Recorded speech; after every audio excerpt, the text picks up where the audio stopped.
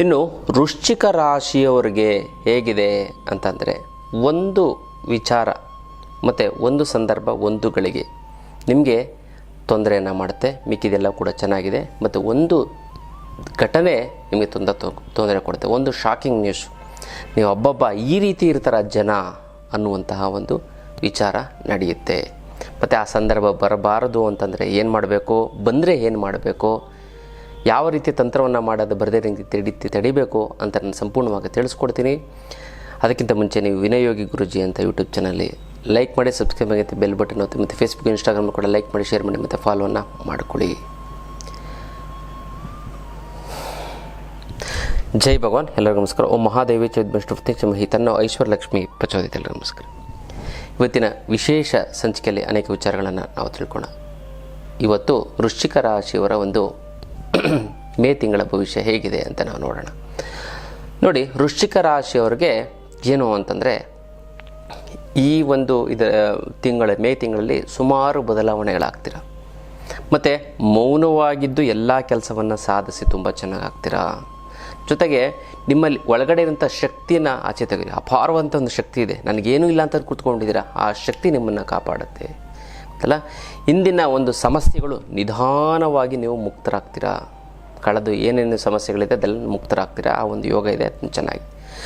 ಇನ್ನು ಈ ಒಂದು ಕೆಲಸದಲ್ಲಿ ಹೇಗಿದೆ ಅಂತಂದರೆ, ನಿಮ್ಮ ಒಂದು ಏನೊಂದು ಹೊಸ್ದಾಗಿ ಪ್ಲ್ಯಾನ್ ಮಾಡ್ತೀರಾ, ಒಂದು ಹೊಸ ಇದು ಮಾಡ್ತೀರಾ, ಈ ರೀತಿ ಈ ಸರಿ ಒಂದು ಫೇಲ್ಯೂರ್ ಆಗುವಂಥ ಚಾನ್ಸಸ್ ಇದೆ. ಅಂದರೆ ನೀವು ಮಾಡಲ್ಲ, ಜೊತೆಲಿದ್ದವರು ಹೊಟ್ಟೆ ಕಿಚ್ಚಕ್ಕೋಸ್ಕರ ಆ ಒಂದು ಇದನ್ನು ಮಾಡಬೇಡ, ಸರಿ ಇಲ್ಲ, ನೀನು ತಪ್ಪು ಮಾಡ್ತಾ ಇದೆಯಾ ಅಂತ ಏನೋ ಹೇಳಿ ಹಿತಶತ್ರುಗಳು ನಿಮಗೆ ತೊಂದರೆ ಕೊಟ್ಟು ನಿಮಗೆ ತೊಂದರೆ ಮಾಡ್ತಾರೆ. ಅದಕ್ಕೋಸ್ಕರ ನೀವು ಯಾರಿಗೂ ಗೊತ್ತಾಗ್ದಿದ್ದಂಗೆ ನೀವು ರಹಸ್ಯಮಯವಾಗಿ ನೀವು ಹೊಸ ಹೊಸ ಯೋಚನೆಗಳನ್ನು, ಹೊಸ ಹೊಸ ಪ್ಲ್ಯಾನ್ಗಳನ್ನು ನೀವು ಮಾಡಿ ಸಕ್ಸಸ್ ಆಗ್ತೀರಾ. ಮತ್ತು ಆಧ್ಯಾತ್ಮದ ಪಯಣದಲ್ಲಿ ನಾವೇನು ಮಾಡ್ತಾಯಿದ್ದೀವಿ ಅಂತಂದರೆ, ಕಾಮಾಖ್ಯಗೆ ಹೋಗ್ತಾಯಿದ್ದೀವಿ. ಈ ಕಾಮಾಖ್ಯದಲ್ಲಿ ಯೋನಿ ಪೀಠ ಇದೆ. 52 ಶಕ್ತಿಪೀಠಗಳಲ್ಲಿ ಒಂದಾದಂತಹ ಪ್ರಮುಖವಾದಂತಹ ಒಂದು ಪೀಠ ಯಾವುದು ಅಂತಂದರೆ, ಮೊದಲನೇ ಸ್ಥಾನದಲ್ಲಿರುವಂಥ ಪೀಠ ಅಂತಂದರೆ ಈ ತಾಯಿಯ ಒಂದು ಯೋನಿ ಪೀಠ, ಅದು ಕಾಮಾಖ್ಯದಲ್ಲಿದೆ. ಈ ಒಂದು ಕಾಮಾಖ್ಯ ದೇವಿಯದ್ದು ದರ್ಶನ ಮಾಡಿದ್ದೇ ಆಯಿತು ಅಂತಂದರೆ, ನಿಮಗೆ ಹೆಣ್ಮಕ್ಳಿಗೆ ಮಕ್ಕಳಾಗಿಲ್ಲ ಅಂತಂದರೆ, ಅಥವಾ ಈ ಹೆಣ್ಮಕ್ಳಿಗೆ ಈ ಪೀರಿಯಡ್ಸ್ ಪ್ರಾಬ್ಲಮ್ ಇತ್ತು ಅಂದರೆ, ಹಾರ್ಮೋನ್ ಇಂಬ್ಯಾಲೆನ್ಸ್ ಇತ್ತು ಅಂತಂದರೆ, ಮತ್ತು ಏಜ್ ಆಗ್ತಿದ್ದಂಗೆ ಗರ್ಭಕೋಶ ತೆಗಿಬೇಕು ಅಂತ ಹೇಳ್ತಾರೆ, ಯೂಟ್ರಸ್ ಪ್ರಾಬ್ಲಮ್ ಏನಾದ್ರು ಆಗಿತ್ತು ಅಂತಂದರೆ, ಇದು ಎಲ್ಲವೂ ಕೂಡ ಆಪ್ರೇಷನ್ನೇ ಆಗೋದಿಲ್ಲ, ಹೋಗೊಂದು ದರ್ಶನ ಮಾಡ್ಕೊಂಡು ಬಂದುಬಿಡ್ತು ಅಂತಂದರೆ, ಸಂಕಲ್ಪ ಮಾಡಿ ದರ್ಶನ ಮಾಡ್ಕೊಂಡು ಬಂತು ಅಂತಂದರೆ, ಇದು ಯಾವುದೇ ರೀತಿಯಂಥ ಒಂದು ಸಮಸ್ಯೆಗಳು ಕೂಡ ಆಗೋದಿಲ್ಲ. ಅದಕ್ಕೋಸ್ಕರ ಕಾಮಾಖ್ಯ ದೇವಿಯ ಒಂದು ದರ್ಶನವನ್ನು ಮಾಡೋದಕ್ಕೆ ಹೋಗ್ತಾಯಿದ್ದೀವಿ. ಖಂಡಿತ ನಾವೆಲ್ಲ ಹೋಗ್ತೇವೆ, ನೀವು ಬನ್ನಿ. ಮತ್ತು ಕೇರಳಗೂ ಕೂಡ ನಾವು ಹೋಗ್ತಾ ಇರ್ತೀವಿ. ಪ್ರತಿ ತಿಂಗಳು ಇನ್ಮೇಲೆ ನಾವು ಕೇರಳಗೆ ಪ್ರಯಾಣ ಬೆಳೆಸ್ತಾ ಇರ್ತೀವಿ. ಅನಂತ ಪದ್ಮನಾಭ ಆಗಿರ್ಬೋದು. ಜೊತೆಗೆ ಈ ಒಂದು ಕೊಟ್ಟಿಯೂರು ಅಂತ ವಿಶೇಷವಾದಂತಹ ಒಂದು ದರ್ಶನ, ಅದು ವರ್ಷದಲ್ಲಿ 1 ತಿಂಗಳು ಮಾತ್ರ ಇರುತ್ತೆ. ಆ ಒಂದು ಬರೀ ತುಂಬ ಕಡಿಮೆ, ಅತಿ ಕಡಿಮೆ ಇದರಲ್ಲಿ ವೆಚ್ಚದಲ್ಲಿ ನಾವು ಕರ್ಕೊಂಡು ಹೋಗ್ತಾ ಇದ್ದೀವಿ. ಮತ್ತು ಈ ಒಂದು ಕೊಟ್ಟಿಯೂರಿಗೆ ಕೇರಳ ಪ್ರವಾಸ 2 ದಿನದ ಒಂದು ಪ್ರವಾಸ ಇರುತ್ತೆ. 4 ದಿನದ ಒಂದು ಪ್ರವಾಸ ಇರುತ್ತೆ, 2 ದಿನದ ಒಂದು ಪ್ರವಾಸವೂ ಕೂಡ ಇದೆ. ಇದು ಕೇವಲ ಒಂದು 5,000 ರೂಪಾಯಿ, 4,999 ಊಟ ತಿಂಡಿ ಮತ್ತು ಮಲ್ಕೊಳ್ಳೋಕ್ಕೆ ಜಾಗ ಮತ್ತು AC ಬಸ್ಸು ಎಲ್ಲವೂ ಕೂಡ ವ್ಯವಸ್ಥೆ ಇರುತ್ತೆ. ಖಂಡಿತವಾಗ್ಲೂ ಕೂಡ ನೀವು ಈ ಒಂದು ಪ್ರಯೋಜನವನ್ನು ಪಡ್ಕೋಬೋದು. ಮತ್ತು ಕಣ್ಣೂರಿಗೆ ನಾವು ಶತ್ರು ಸಂಹಾರಕ್ಕೋಸ್ಕರ ಕಣ್ಣೂರು ದೇವಸ್ಥಾನಕ್ಕೆ ಹೋಗ್ತಾಯಿದ್ದೀವಿ. ಸುಮಾರು ಅದ್ರ ಬಗ್ಗೆ ನೀವು ತಿಳ್ಕೊಬೇಕಂದ್ರೆ ನಮ್ಮ ಆಫೀಸ್ಗೆ ಫೋನ್ ಮಾಡಿ. ಈ 2 ಪ್ರಮುಖವಾದಂತಹ ಒಂದು ದೇವದ ಒಂದು ಸ್ಥಾನಕ್ಕೆ ಹೋಗ್ತಾಯಿದ್ದೀವಿ ಆಧ್ಯಾತ್ಮ ಪಯಣದಲ್ಲಿ. ಖಂಡಿತ ನಾವೆಲ್ಲ ಹೋಗ್ತೀವಿ, ನೀವು ಕೂಡ ಬರ್ತೀರಲ್ವ. ಇದು ಇವತ್ತಿನ ಒಂದು ವಿಶೇಷವಾದಂಥ ಒಂದು ಆಧ್ಯಾತ್ಮದ ಪಯಣದ ವಿಚಾರ. ಎಲ್ಲ ನಿಮ್ಮ ಕೆಲಸದವರು ಅಥವಾ ನಿಮ್ಮ ಸುತ್ತಮುತ್ತ ಇರೋರು ನಿಮ್ಮ ಮಾತು ಕೇಳೋ ಹಾಗೆ ಹಿಡಿತ ಸಾಧಿಸಬೇಕು ಅಂತಲ್ಲ.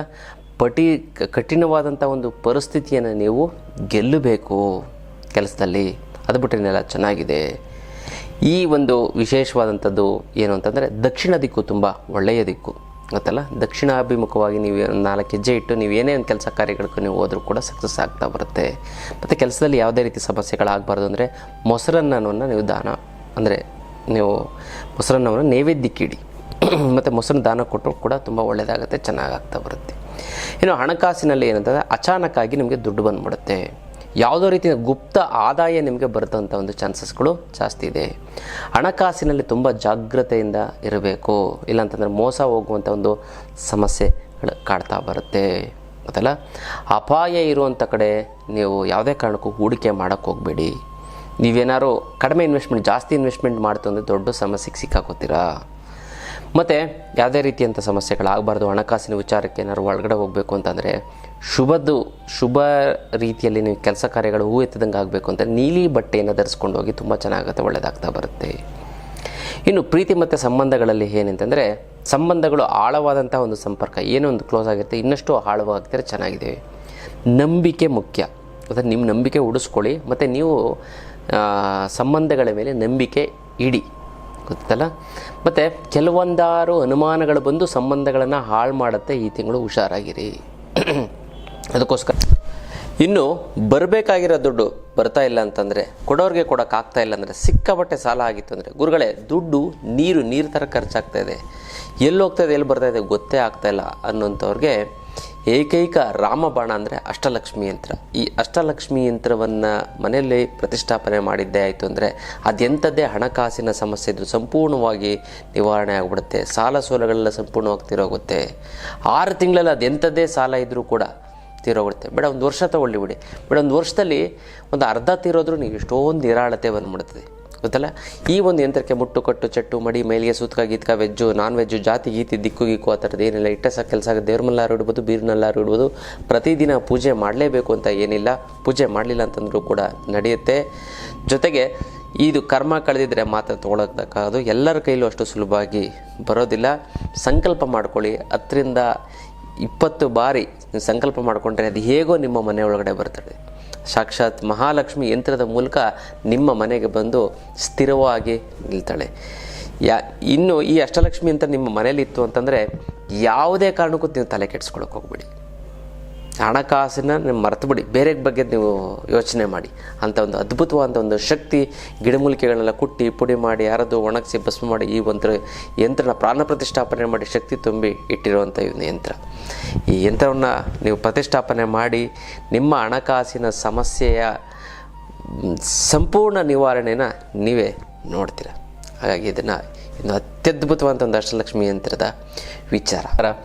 ಏನೇ ಮನಸ್ಸಲ್ಲಿ ಗೊಂದಲ ಇಟ್ಕೊಳ್ಳದೆ ನೇರವಾಗಿ ಇದು ನೀನು ಮಾಡ್ತಾ ಇದ್ದು ಸರಿನೋ ತಪ್ಪೋ, ನೀನು ಕರೆಕ್ಟಾ ಇಲ್ವ ಅಂತ ಪ್ರತಿಯೊಂದು ಕೂಡ ಡೀಟೈಲಾಗಿ ನೀವು ತಿಳಿಸ್ಕೊಂಡು ಹೋಗಿ ತುಂಬ ಚೆನ್ನಾಗುತ್ತೆ, ಒಳ್ಳೆಯದಾಗ್ತಾ ಬರುತ್ತೆ.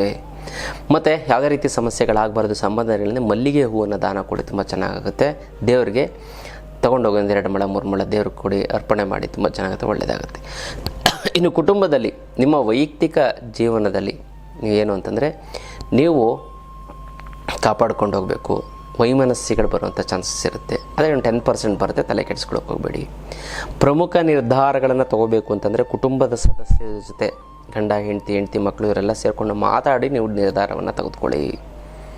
ಮತ್ತು ನಿಮ್ಮ ಕುಟುಂಬದಕ್ಕೆ ಇಷ್ಟ ಇಲ್ಲದಿರೋಂಥ ಕೆಲಸನ ನೀವು ಮಾಡೋಕ್ಕೆ ಹೋಗ್ಬಿಡ್ತೀರ.